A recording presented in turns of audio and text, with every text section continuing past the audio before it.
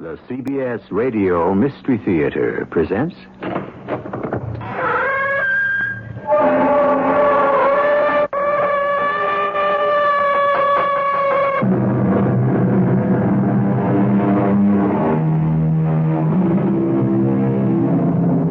Come in. Welcome. I'm E.G. Marshall. There is no disguise which can, for long, conceal love where it exists, or simulate it where it does not.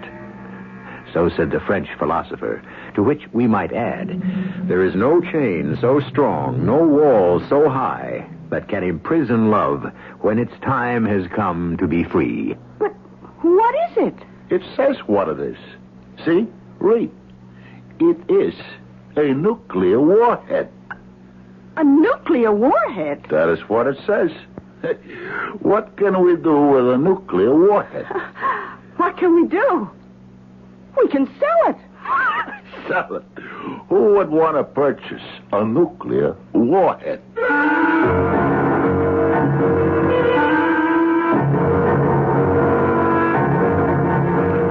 Our mystery drama, A Drink with Dionysus, was written especially for the Mystery Theater by Sam Dann and stars Fred Gwynne.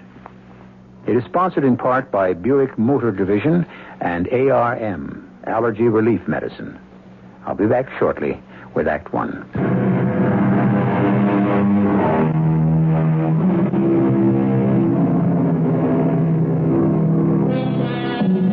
Breathes there the man with soul so dead, who never to himself hath said, "This is my own, my native land." I'm not sure. These seem to be such cynical, skeptical times, so alien to honest sentiment, so impatient with the traditional values. But perhaps it's all a pose. Perhaps underneath, as the songwriter said, every heart beats true under red, white, and blue. Well, our mission today is to examine the heart of a most unlikely patriot, one Sprinkles Magoon. And his story shall be told by a man who is both his best friend and his worst enemy, Detective Sergeant Francis K. Flummer. I wouldn't say I was Sprinkles' best friend. And since Sprinkles himself was his own worst enemy, I'm going to fall short there, too. What you could say, without fear of favor, is that Sprinkles was a crook. And I'm a cop. So from time to time, we'd meet in the way of routine business. Hello there, Sprinkles. I do not believe we are acquainted. How you feeling? I don't know anything. What's doing? I have not heard anything. I have not seen anything. All right, Sprinkles. How are they treating you? Nobody has ever treated Sprinkles Magoon. He always pays his own way. And now, if you will be so kind as to excuse me, I cannot afford to be seen in public chattering with the police side. That is the German language for the cops. And so it will go. You knew Sprinkles was doing this and that, here and there, now and then. But he really wasn't bothering anybody too much. After a while, in the department, you learn that as far as certain things are concerned, it's best to live and let live, if you know what I mean.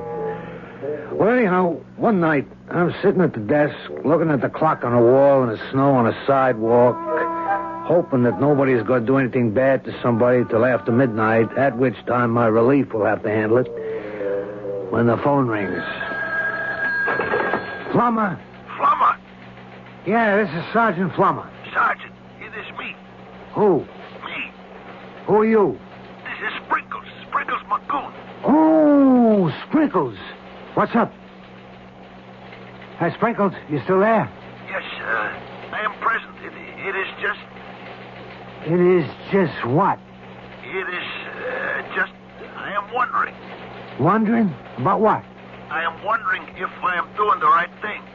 In what connection? In this connection. Talking with the gendarmes. What? That is the French language word for the cops. Well, what do you want to talk about? Would you like to come up here? Why? Why?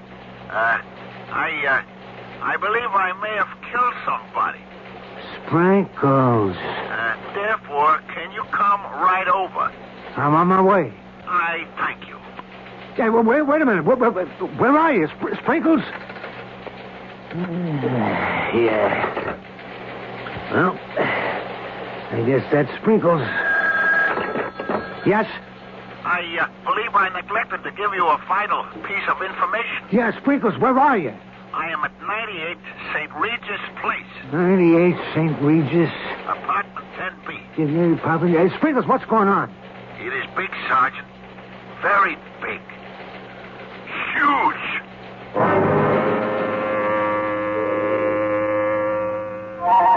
St. Regis Place. Sprinkles must have been stepping up in class. Or he'd be doing it in a high-rent district. Basically, he was a dip. You know, a pickpocket. He liked to work the crowds.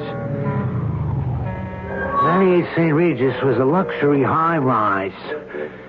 I flashed my star at the flunky, and he run me up in the elevator.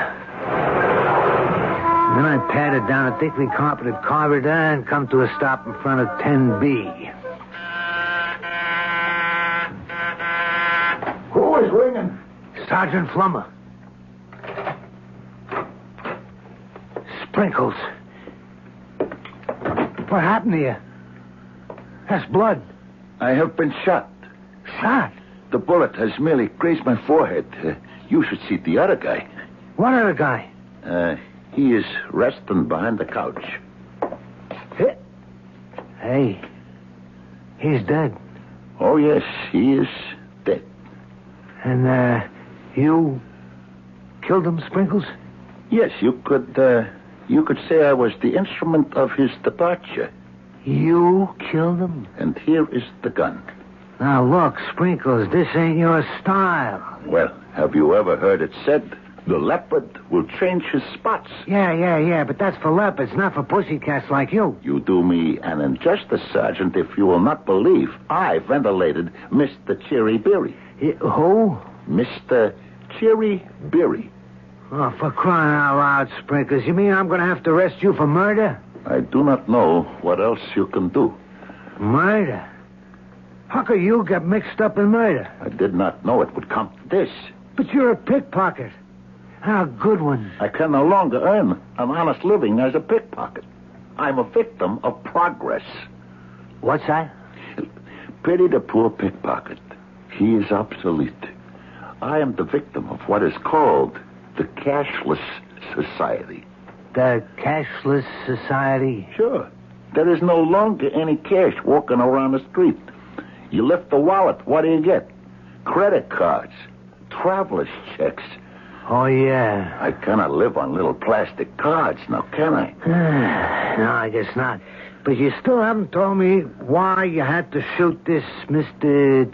Cheery Beery. Yeah. It is a long story. Sprinkles, you better let me hear it. Just start at the beginning. Yeah. The beginning. You could say it all began when this female individual, whose name I shall not reveal, but shall refer to as Boston Sadie, encountered me in the saloon, which I shall likewise not identify, but which shall hereinafter be known as Frisco Charlie's. Well, look who we got here. Sprinkles Magoon. Sadie. Boston Sadie. In the flesh. You have added a generous amount of that, Sadie. Married life must agree with you. No, it don't. Oh, I am truly sorry to hear that. Look, Sprinkles, I got a little proposition. Interested? Why, Sadie, I thought you were turning honest. Yeah, so did I. You know, the little cottage in the country, the roses climbing over the fence, and the whippoorwills. What's the use? Oh, I am indeed sorry to hear that there is a sour note in the symphony of your happiness. I thought I was marrying a civilian. So, didn't you? No, I married a thief. A thief? I was under the impression that Elwood was an upright, legitimate member of society with a job. He's not an honest thief like you and me and the rest of us. He's the worst kind. The worst kind. He's a closet thief. Oh? He wants to steal, but he don't have the nerve. Oh, that is bad. Oh, I thought it'd be a new life for me. But on the wedding night, he said that he was... Sadie, are you sure you would like to discuss this intimate matter with me? He said, darling, I have a confession to make. Are you sure you want me to listen? He said, dearest, I want you to show me the ropes. He said that? Yeah, all my life, he said, I always wanted to be a crook, but I didn't know how. Please, my dearest, teach me. And did you? Oh, there when all my dreams are going straight. But when you love a guy... Oh, yeah, love. I said to him, Angel, you can't just go out and become a thief, especially at your age, 35. True. If you possess the calling, it shows itself in early life, like ballet dancers and violinists. Yeah, I said, what do you want to be? A safecracker, a pickpocket? You got to first become an apprentice. That is the truth. You got to work and study day and night. How I remember. But if that's what you want, I guess I can support us while you learn. And just where is he attending school? Oh, he don't want to quit his job. Oh, but How can I quit the job, he says. I got vacation, sick leave, hospitalization, and in 20 years I get a pension. Well, those are extremely powerful arguments. But he ain't happy. So, what is going to take place? Well, I figured out how he could get some action in the place where he works. Hey, good thinking. And just where is he employed? On an army base. Wait a minute. I do not understand. What is there to steal on an army base? Cannons? No, but you're close. Close. Pistols. Oh. Well, Oh, what do you say, Sprinkles? what do I say? I say, regretfully, no thank you. 45 caliber automatic. I am allergic to firearms. I am a peaceful citizen. Plenty of guys are in the market for a nice, new, shiny 45 caliber automatic. I just remembered I have this appointment. Oh, see? come on. You don't have no appointment. But I do, with a psychiatrist. Oh, Sprinkles. And maybe you'd better see one, too, also, if you believe you can steal guns from an army post. But I figured how to do it. Then permit me to wish you the very best of luck. But it needs you, Sprinkles. Me? It needs your fingers. My finger? Yeah. We know who carries the keys to the room where the guns are kept. I am sorry, Sadie. No, listen. There's nothing to it.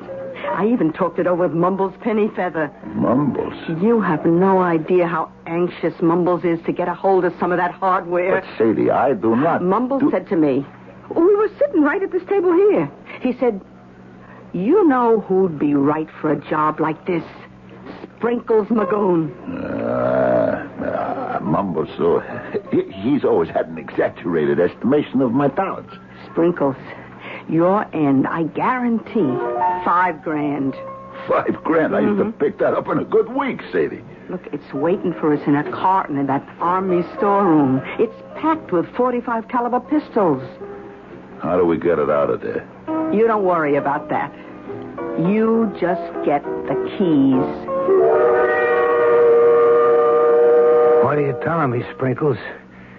You got yourself into a caper to knock off some pistols from the army? They do have a lot of them, Sergeant. You know, you would think with all those atom bombs and all, they would not require any more small firearms.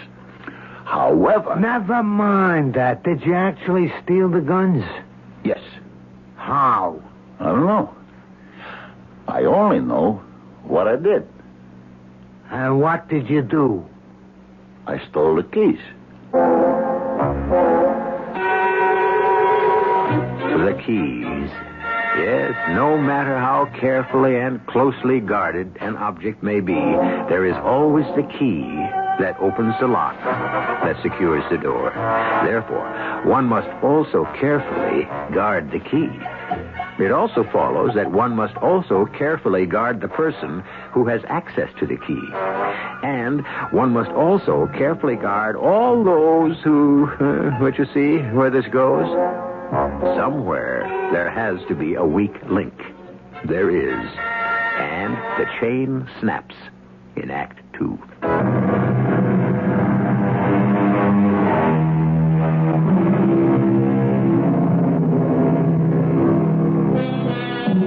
There was the veil through which I might not see.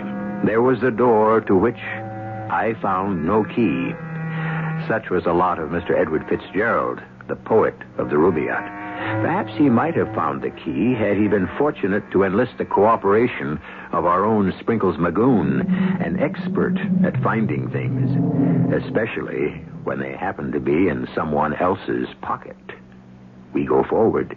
Now, Sprinkles, we have to proceed in an orderly fashion, you understand? Without a question, Sergeant Flummer. Right. This Boston Sadie arranges to cut you into a scheme to swipe some .45 caliber pistols from an army base, right? You are correct, Sergeant. Now, where's this guy on the floor, this very dead guy, come in? He does not come in just yet. He don't? No. It is still too early for him to make his appearance. All right, Sprinkles, where are we? We are still in Frisco Charlie's Bar and Grill. I am still engaged in conversation with Boston Sadie, talking the pros and the cons, the alsos and the maybes. What you are saying to me is that all I have to do is get the key, right? Is that what you were saying? That's the whole grand opera. All you gotta do is get the key. And where does that key happen to be? In somebody's pocket. Namely? Lieutenant Melvin McBride, also known as Moonface. He had the key to the gun room. You got the picture down, Pat. You lift the key, you make a wax impression, then you slip the key back into Moonface's pocket. You follow this? I follow, but I do not know if I like where it is going. Oh, you're gonna love it. You'll see. Now, we'll get the box with the guns, bring it to you, and you make the delivery to Mumbles. Pick up the cash, and we're home. But they will know the guns are gone the next day. How will they know? What, don't they check up on his situation? Sure, but Thorleaf is the inventory clerk. And who may I ask is Thorleaf? My husband. Oh. Now, do we spend the rest of the night chewing the fat, or do we say, green light, leave us go? Then you said, let's go. Is that right, Sprinkles? I said, leave us go. And we went. Where? To a place that is named Big Burger. Big Burger? Yeah, this is where Lieutenant Moonface McBride takes on his lunch. Don't they have a mess hall on a base? Oh, indeed they do, but this lieutenant, see, he finds something wrong with it. Something wrong? Yeah, on the base they serve meals that are full of proteins and vitamins and all the good things that give a person rosy cheeks. Whereas at Big Burger, Lieutenant Moonface is able to consume 4 big burgers, 4 fries, 2 thick malts, an apple pie and a cherry pie. Put chocolate ice cream on the cherry pie and vanilla on the apple. That's him. Now, the key, it's on a ring. You'll have to lift the whole thing. Just which key is it? It don't matter. Which? You mean you can swipe it off the ring? Please, which one is it? Well, it'll be the longest one.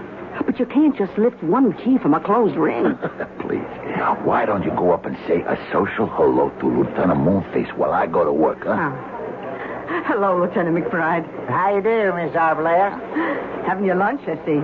Oh, it's merely a snack, as it were. A snack? Yeah, just keep body and soul together till... Oh, I'm sorry. I spilled that whole cup of coffee. And it is all over your nice clean uniform. Here. Let me take this napkin and... No, it's all right. No. It is not all right. We must wipe away all of the... I'll have it clean. My burgers and fries are getting cold. I shall have you clean in no time at all. And my ice cream is getting warm. There. Oh, it all did get cold. Little sister, another order that works for this gentleman. Yeah, well, now, you, sir, are fighting for our country. You need all your strength. Yeah, you don't have to. Oh, but I do. I do have to. It's for our country. Come on now. Go ahead, Lieutenant. Eat up. Well, this is very nice of you. Yeah, it is because you uphold the flag. Actually, I just run the supply room. Well, they have got a flag in there, too, don't they?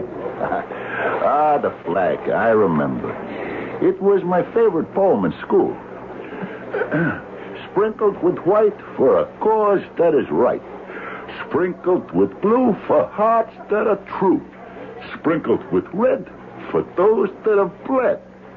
The undying story of our own old glory. That's a very noble sentiment. I would recite that poem so much they gave me a nickname, Sprinkles.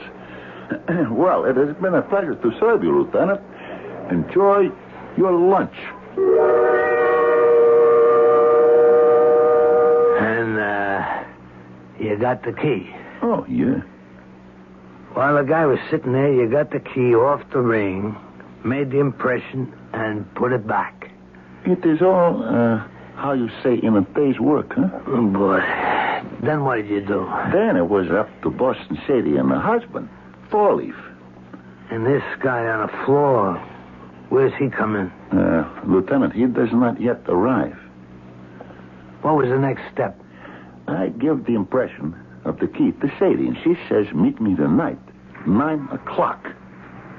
The corner of 5th and Roosevelt, which is where I did find myself. On the button. Sprinkles. Sadie. It's all yours. What is? A carton in the trunk. Now, you take the car. You got a Mumbles place. He's expecting you. You give him the guns.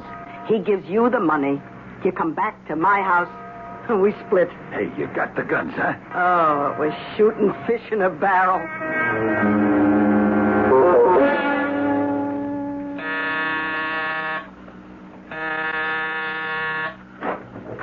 Yeah, who's you? Oh, sure, Sprinkles. Sure, thought you was never going to kill you. Oh, all right, come in. Here, leave me set this down. Mumbles, it must weigh a ton. Yeah. 50. That's what she said, 50. So you got 50 pieces of merchandise in there, huh? If Boston Sadie said 50, then 50 is the number. And now, so Mumbles, the cash, huh? The what? Oh, the cash, sure. But yeah. First we count the merchandise. We open up the box. It ain't I don't trust nobody. I mean, you get the idea. Oh, I understand your position. One time in Chicago, we just take this here crowbar and we... let me give me a hand, Mumbles. You know, I once done time in Seattle because I never thought we'd get her off. A little bit of faith is all you need, Mumbles. And now, come on, we remove this pattern. And here we should have 50 little beauties all lined up in a row. Yeah, they... Hey, what the... And now, Mumbles, if you will, the cash. Mumbles, why do you point that Roscoe at me? 50 little beauties, sure. You and Sadie. You think you can pull a fast one on old Mumbles? What is it that you are exactly talking about? You drop the box, take the cash, and old Mumbles here holds the bag, huh? What bag? Where are the pistols? The pistols are in a box. Where? 50 pistols. They should be in a box. You know, Mumbles here's going to bump you off. And then is he going to have a date with Sadie? Hey, Mumbles, listen, I did not mean any harm. I did not drop the box and run, huh? Did I not stay and help? I am as surprised as you are. It was a mistake, an honest mistake. Let us see, shall we, what is inside the box? There ain't no pistols. Well, leave us see. It's a big tube. This thing at the end, something's written down on it. Let me read what it says, huh? It says, Come on.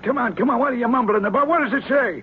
It says, warhead, type Dionysus, nuclear. No, what? What did you say? I guess it is a Dionysus missile warhead. Sprinkles, get that thing out of here. A warhead? Out. Mumbles, do you comprehend the possibility? Your boys, Mumbles, now they can walk into a bank. Instead of a pistol, they will use this genuine U.S. Dionysus nuclear warhead. Oh, out. But out. Mumbles, you have no imagination. Out. Wait, Sprinkles. That is the missile that's been reported missing. The very same, Lieutenant. Yeah, well, how did you... It seems Sadie's husband made a little mistake. He picked up the wrong cotton. The FBI, the CIA, the whole alphabet's been hunting for this thing, Sprinkles. So I returned to Sadie's house. And when I informed Thorleaf of what he had accomplished, he fainted. Thorleaf, darling, speak to me. Oh, Sprinkles, what are we going to do about him? What are we going to do about him? What are we going to do about warhead-type Dionysus nuclear? We will not lose our heads. A nuclear missile warhead? It's only a small one. You mean it was just laying around where anybody could get at it? Oh, no. You have no idea the security. There are guards and computer time locks, and nobody could ever get this thing. Then how do we get it? All that security is up in the front. Around the back, there's a small door. And Sadie, you have broken the unwritten rule. You have worked with an amateur. What could I do? I'm in love. It meant so much to him. But wait, look. We could have an even bigger deal. Yeah, it's a chance to make the biggest score of all time. And to what kind of score are you referring? We'll sell the warhead. Oh, yeah. You maybe know a fence who will purchase a nuclear warhead. Why, it'll be worth $1 million. No, Sadie. Leave me inform you as to our immediate course of action. Wait, Sprinkles. We shall take the warhead back to the Army base and leave it on the doorstep like it was a newborn baby. Look, Sprinkles, you gotta listen to me. Did I not already listen to you? Were you not going to steal 50 pistols for us to... This time we're gonna make a fortune. I do not think so. We are gonna sell this warhead. And I know who would want to buy it. You do? I know just the customer. I know just the right customer. A customer for a fully armed nuclear warhead? Who would want to buy one? Now, there are all sorts of interesting possibilities, all kinds of potential situations. And when you consider our good friend Sprinkles and the company he keeps, the permutations and combinations, well, they add up to infinity. But Act 3 is only a few minutes.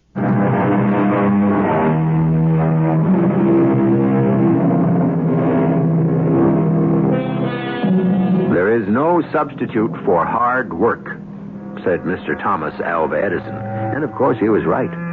Those who choose to chase easy money soon find themselves working harder and harder to catch it. And somehow it just keeps eluding the grasp. As Mr. Sprinkles Magoon, our protagonist, has discovered. I know who'll buy a missile. Who? Who do you think? An enemy agent. What? You heard me, an enemy agent. But Sadie... But Sadie what? I do not think it is right. Why not? Well... They'll pay a big price. Sadie, money is not all there is to life. Oh, I agree with that 100%. And this is a secret thing, Sadie. How do you know? Well, I figured... Look, I just figured it out. Look, either it's a secret thing or it ain't, right? Well, yes, right. Well, if it ain't a secret, then the enemy already knows about it and there's no harm done, right? Right. And it's okay to sell it, right? Yeah, right. But what if it is a secret? Then we cannot sell it. Then we have to sell it. We do? Oh, sure. I'm afraid I do not see why. So we can make sure there will be peace in the world. How does that work? Well, you see, the enemy will now know what kind of secret weapon we got, what it can do to him if he steps out of line. What's going to happen if he tries to mess around with a good old United States of America? You see? Oh, Sprinkles. How else is he going to know how important it is for him to behave himself? I've done many a job in my life, but this is the first one I ever done that was going to help my country, too. And, Sadie, just where are you going to discover an enemy agent? Oh, that shouldn't be a problem. Don't you read the papers? The country's full of enemy agents. It's just a detail, you understand? Sooner or later, we're bound to find one. And did you find one, Sprinkles? Yes, Lieutenant. We found Mr. Cherry Berry. The dead guy on the floor. The exact self-same person, Lieutenant. He's an enemy agent? I fear you are correct. Well, How'd you get to them? They say the country's full of enemy agents. They could be right. But enemy agents are like taxi cabs. There's never any around when you need one. Then where did you get this, Mr. Chiribiri? Well, you are no doubt aware of the French language expression, cherchez la femme. Oh, yeah, I think so. It means you should always look for the dame. Sprinkles, I'm always amazed at your, what's the word, erudition. Yeah, I am a self-educated person, Lieutenant. I hang around libraries and museums where I read books and I admire pictures. And also pick up dames. Oh, yeah. I heard they were good places. Yeah, especially smart, skinny ones. Not my type. Well, as they say in the Latin language, de gustibus non disputandum. What does that mean? Do not spit into the wind. Well, getting back to Mr. Chibibiri, rigor mortis has already set in, and we have yet to account for him. There is a lady of my acquaintance, see? She has a certain type of establishment. I shall not tell you her name, but I shall refer to him from now on as Madame Venus. An excellent alias. Yeah, she meets all kinds of people. I wouldn't doubt it. And so one night I figured I would just drop by for a sociable chat. Sprinkles. How's tricks, Venus? Oh, like there's no tomorrow. That is good. Venus, you could do something for me. Sprinkles, honey, all you have to do is name it. Venus, you got all kinds of people here. Well, you know the saying. Through these portals pass all of mankind. Yeah, doctors, lawyers, politicians. You name it. Do you ever get an enemy agent? Why do you ask? I need one. I don't know. I sure could use an enemy agent. Well, I'm sure we get an occasional enemy agent now and then, but But what? we can't go around telling everybody. It would be bad for business. You'd be surprised who comes in here. But you wouldn't be telling everybody. Just me. Oh, I'd like to do it, Sprinkles, but... Venus, I'm not asking this for myself. No? It is for the good of our country. Oh, well, that's different. I'll notify my associates here, and we'll see who we can turn up.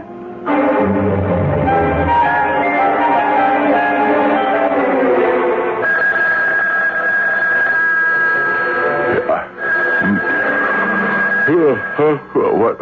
No.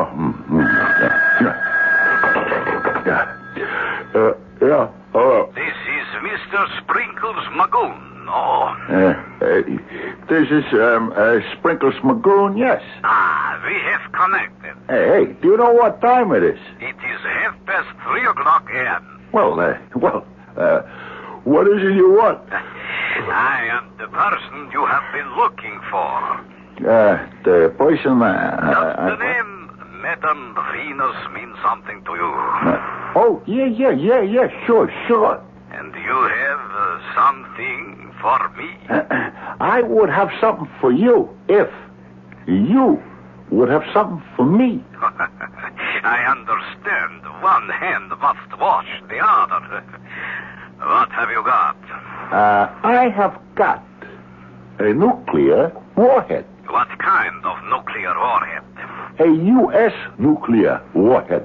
Is that not sufficient? No, we have so many. Tell me what one you have, and I shall see if it is worth my time and trouble. The one I have is called the Dionysus. The Dionysus. Are you sure? That's how it's labeled. Now, how much you going to pay for it, huh? How much? Wait. Wait for what? Wait till I consult my price list.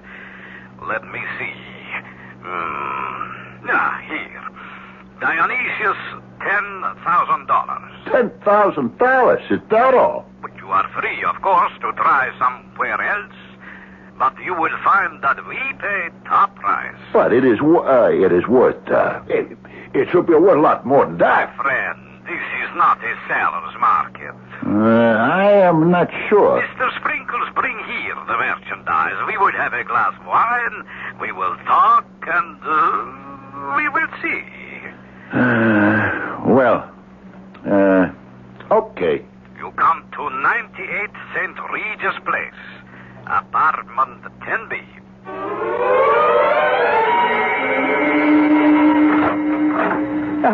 Come in, Mr. Sprinkles Magoon. I am Mr. Chiriviri. I am pleased to meet you. Now, let us see what you have for me. Here it is, just what I said. The Dionysus warhead. So, yes, the Dionysus warhead. It is excellent, excellent. Good. Now that you see the merchandise, let's talk money. We agreed on 10,000, yes? No. You said 10,000. 15. 20. Too much. It is not your money. True, but I must not exceed my budget. You give a little, I will give a lot. Leave us make it 17.5. My soft heart, it will be the death of me. Sold, my friend. You have done well for yourself. Cash. Yes, of course. Let me count it out for you. I'm sorry, I cannot take a check. I understand. 1,000, 2,000, 3. How convenient it would be if I could use a credit card. But I do not suppose it would be practical. 17,500. There you are. Thank you very much. Now, a glass of wine. I never touch the stuff. Then, Mr. Sprinkles, I bid you good night. And may we do more business in the near future. I do not think so. Oh, have you any complaints about how you have been treated? No. It's not that. It's just I am not in this business. Oh, I see. I only sold you this little item for one reason. I understand. For money. No. Do not delude yourself. That money was just for expenses. Well, then why have you sold me the warhead? So you can learn what it does. And this will make you think twice about getting funny with the United States of America. Mr. Sprinkles, to begin, we already know what the warhead does. You do? Of course. The Dionysus missile, named after the ancient god of wine. It is fired into a concentration of advancing troops. It explodes and sends fumes of pure whiskey in such great strength that the soldiers fall to the ground in a drunken stupor. Is that what it does? But of course. And you know it all the time? To be sure. Oh. And this will help us to conquer your decadent democracy. Not just hold on. Yes, we shall bring you true freedom, full liberty, complete justice. Wait a minute. And anyone who does not like it, we shall put him against the wall. Rat-a-tat-a-tat-a-tat-tat. That is how to deal with all the enemies of the people. Do you agree? Hold on, Mr. Cook. And we shall tear down that flag. What flag? The flag of oppression, the American flag. Oh, no. You will not. It shall never again fly and pollute the breeze. You cannot talk that way about Old Glory. The deal is off. You are beginning to talk like an enemy of the people. Here's your money. Oh, no. Oh, yes. And I am taking back that missile. You fool, stand back. That little heater does not scare me. Do not take one more step. I said the deal is off. I have warned you. Hey, let go. Mr. Cherryberry.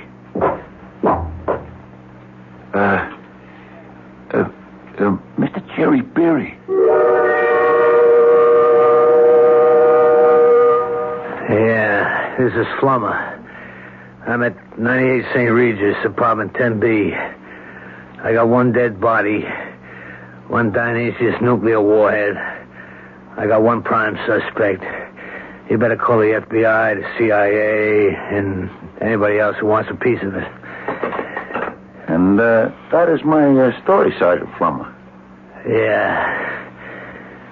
Sprinkles, I have to arrest you for the murder of Mr. Chibibiri.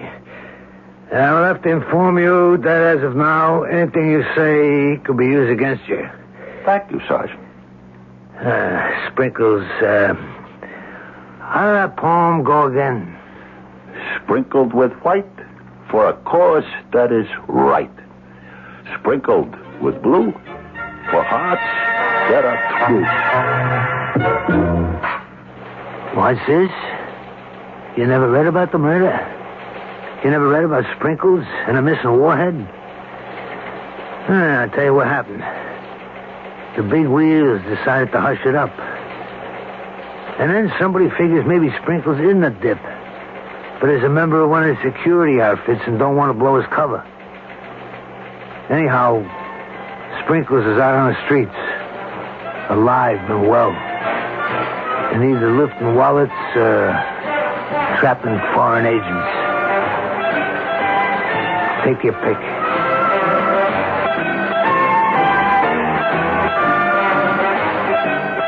And what do you think? Me? I don't know. It could be either of the alternatives that Lieutenant Flummer suggests, or it might be a third. Who knows? One thing and one thing only is for sure. I shall be back in just a short while.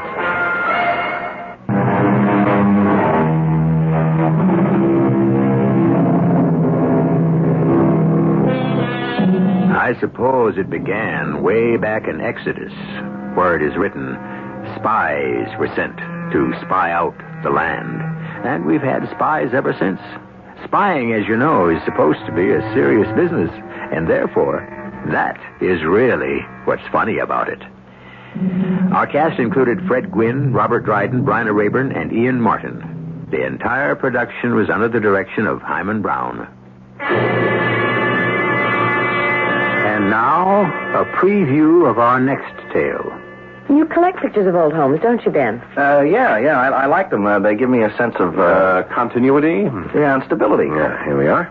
Oh, wow, it's beautiful. That's a beautiful house. Yep, that's a pretty good engraving. All it lacks is a figure in the foreground to give it a focal point. Well, there is a figure in the foreground. No, wrong. Oh, there is, really. Take a look. Oh, but both Diane and I Let me see. There. You see? Next to the path. The figure of a man on his hands and knees crawling towards the house. I swear. I swear, too. When you showed me the engraving, Ted, there was no figure. Well, maybe you just glanced at it. No. We looked at it under the light. There was nothing in the foreground. Well, there is now. A man furtively crawling across the lawn toward the porch. Radio Mystery Theater was sponsored in part by ARM, Allergy Relief Medicine, and Buick Motor Division. This is E.G. Marshall inviting you to return to our Mystery Theater for another adventure in the macabre. Until next time, pleasant dreams.